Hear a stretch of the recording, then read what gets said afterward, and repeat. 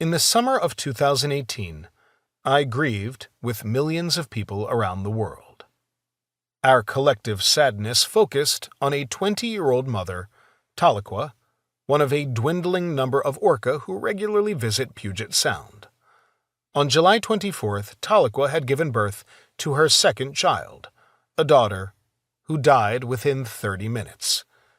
For the next 17 days, she carried the 6-foot-long body of her dead offspring on a journey of more than 1,000 miles.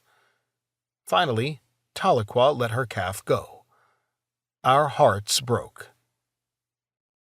Then, 2 years later, on September 6, 2020, it was with much joy that whale researchers announced Tahlequah had given birth 2 days earlier. The healthy and precocious boy calf, dubbed J57, was born in the Strait of Juan de Fuca, after an 18-month gestation.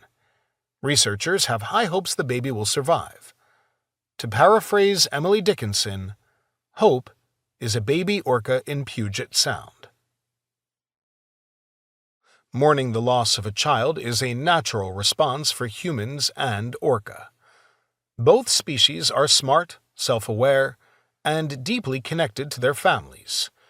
Clearly, Tahlequah, like us, had loved her daughter and did not want to part from her. And as we learned, her extended family tried to help by providing food for the grieving mother.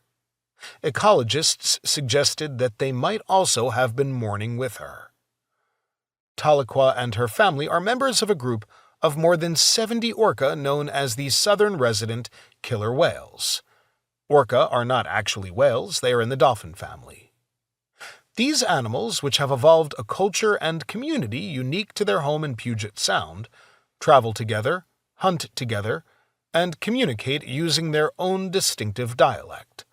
Solidifying their cultural affinity, the southern residents also rely on the collective knowledge of their elders, particularly the matriarchs who act as guides and teachers to their family members. Why shouldn't they also love and grieve together? And why shouldn't we also love and grieve with Tahlequah? Few animals are as sacred and iconic to Puget Sound residents as orca, or in more dire straits. Habitat loss, disturbance from noise and boat traffic, exposure to an ever-increasing toxic mixture of pollutants, and overfishing of their favorite food, salmon, have pushed the southern resident population to the point where their very survival in Puget Sound is in doubt. For many who followed Tahlequah, their grief for her was compounded by their grief for the environment of Puget Sound, and the way its degradation affects orca and humans.